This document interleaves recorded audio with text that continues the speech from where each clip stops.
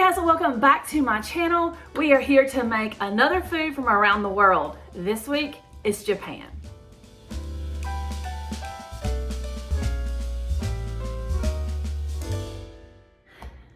I have so been enjoying this series of making foods from around the world.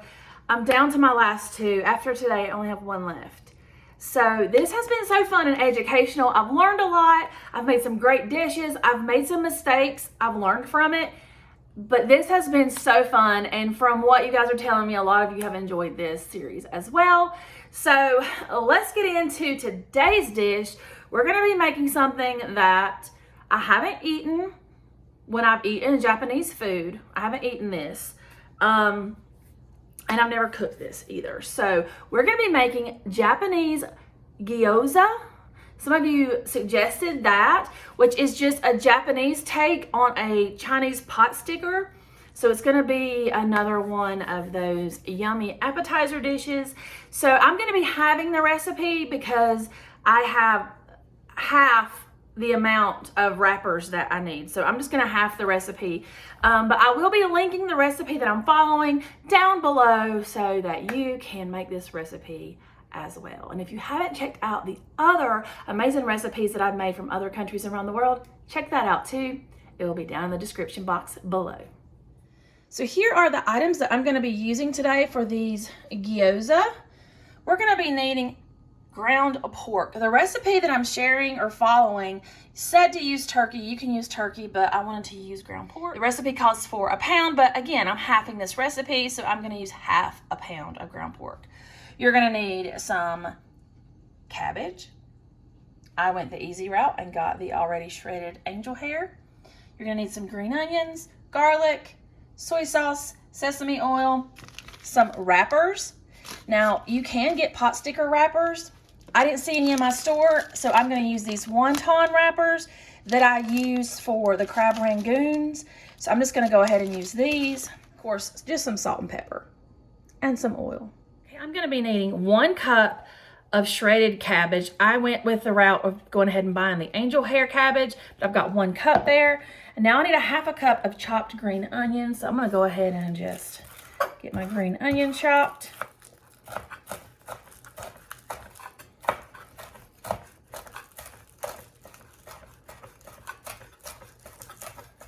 So I added the green onions to my cabbage. Now I'm gonna do 1 clove of garlic. That's a pretty big clove. A pretty big clove. So I'm just gonna give that a chop.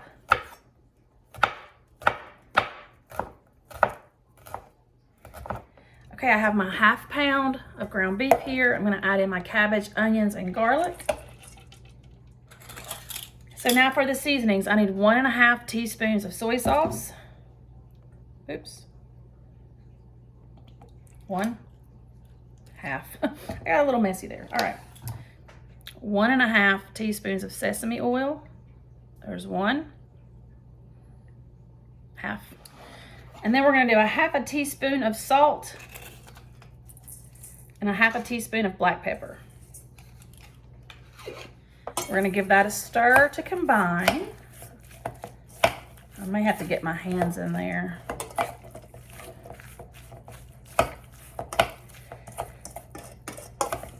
I think I will. Okay, my hands are clean, y'all. Just wanna get that cabbage and garlic and onions all incorporated into that meat.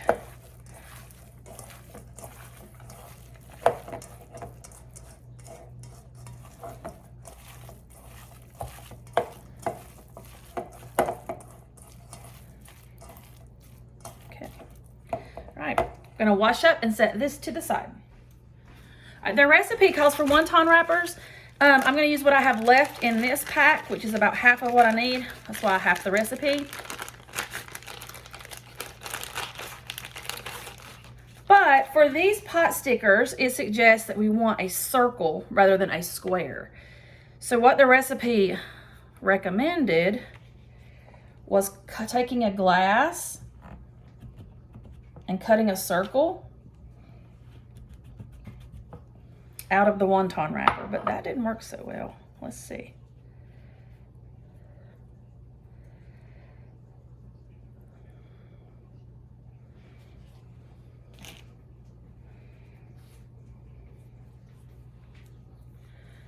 What do you guys think? Should I take the time to make sure that I get this circle, or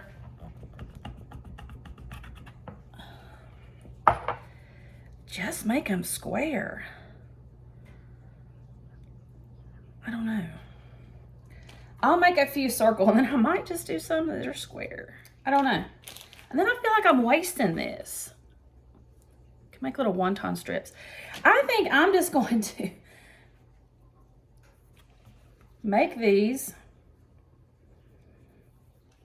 I'm gonna try some square ones and let's see. Let's see where we go from here. All right, so we're gonna put some filling in each one. I'm gonna use a cookie scoop to make sure I get an equal amount. That looks like a lot.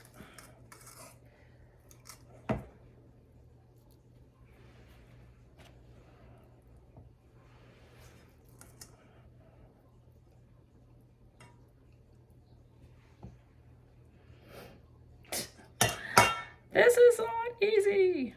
Okay. Let's see what we have to do here. I do have a little dish of water that I'm going to dip my finger in, put it around the edges, and then it says to crimp the edges like this. Y'all saw how I did on those crab rangoons. I'm not good at this. This takes some fancy artwork finesse now. And I get too impatient, but yeah, with the circles, that's gonna be way too much filling. All right, there's one. Don't come for me, y'all. This is my first time. All right. Let's try this one. Bring it together and pinch the edges.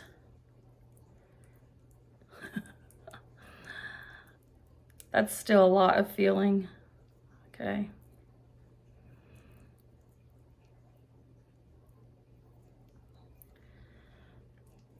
I feel like with a lot of practice, somebody could get good at this.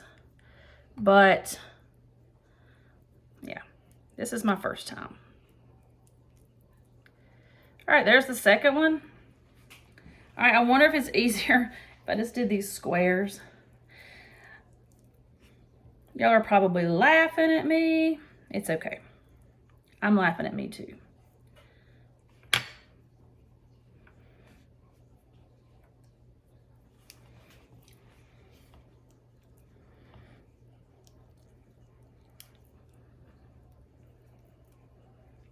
I'm gonna kind of tuck that edge in and then do this. I feel like that was easier for me. So there we go. There's one with the square. It's a little bit easier for me. So let's do one more. Water.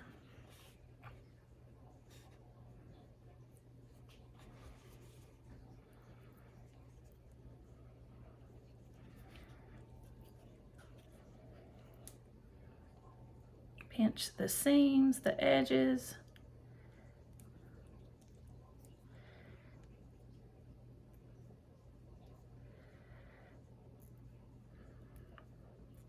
They're not beautiful, but there we go. I'm just going to keep assembling these, and then I'll show you what comes next. Gosh. I have a newfound respect for some of the cooks of these international cuisines. Like, they are really good at what they do, because this is not easy.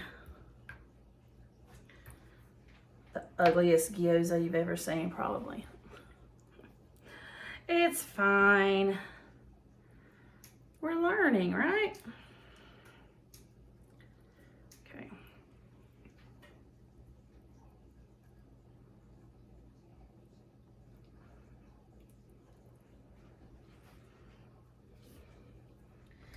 Now that all of my gyoza are assembled, I have a skillet heated up to medium-high heat with a little bit of oil in there. I'm going to place these in the pan and just let these pan fry until they're golden brown on one side. About 3 minutes is what the recipe says, but we shall see. It has been almost 3 minutes. See, they're golden brown. Okay, so now I'm not flipping them. I'm going to add in 1/4 cup of water. I'm going to let those steam for about 3 to 4 minutes in order to make sure that the filling is cooked through. After 3 to 4 minutes, this is what they look like. So let's get these on a plate, let them cool, and we'll give them a taste. Okay, here are our gyoza out of the pan. I'm going to use that Thai chili sauce that I did with the crab rangoons because they were so good. But you can see here, they're crispy on one side, steamed on the other. This looks good. Let's give it a taste. Okay, here we go. Here are my gyoza. I need chopsticks. I don't have any chopsticks. I need to get some. But I probably couldn't use them if I had them. So I guess I'm just gonna use a fork, because should I use a fork? I don't know. If I don't have chopsticks, or should I just use my hands? We're going in with a fork. So here is one, crispy on one side, steamed on the other. I'm gonna go no sauce this time.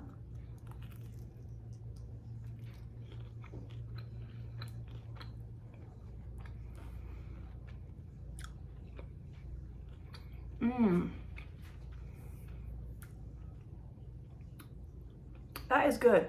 I've honestly never had any type of pot sticker or dumpling. So, but that's good. I love green onions and cabbage.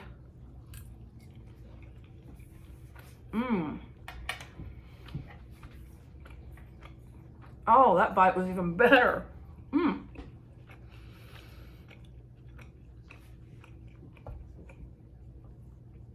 This is good. Let's try it with the sauce. Wow, that was really good. It's got a hint of that soy sauce and sesame oil.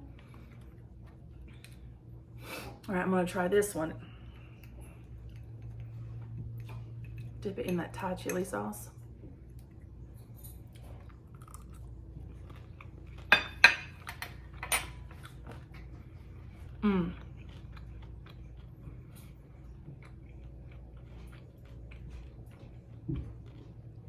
This is really good.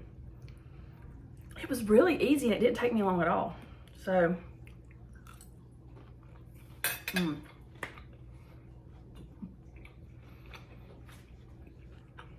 these might be ugly. They are delicious. Wow. Guys, this series, I love doing this series. I have ate foods I've never eaten before. I've cooked foods I've never cooked before. Cooked with ingredients I've never cooked with before. Learned so much. This series has been wonderful for me. And I will definitely be doing it again in the future. Not right away, because I need to let this brain start spinning and get some new ideas. But definitely we'll be doing this again probably next spring again. So if you're watching this video, no matter when you're watching it, think of a new country that I've not done and drop it down below. Like, what countries should I do on my next go around with this series? I would like to do countries that I didn't do this time. It has been great. And that meal from Japan is a winner. I really enjoyed the flavors and they were super simple to make. So this is our very last country. I already know what it is because it's the last one. I think it's gonna be a challenge for me though. So we are going to be making food from Francais. If you have a favorite dish from France, drop it down below. I'm excited to try this because you always think of great chefs coming from France. And I took a little bit of French in high school. I might parlez-vous en français. Anyway, thank you so much for watching. If you have enjoyed this episode or this series, give me a thumbs up. Subscribe if you've not already done so. I share all kinds of content. And so I will see you guys in the next video where we are going to be cooking food from France. Till the next one, guys. Bye.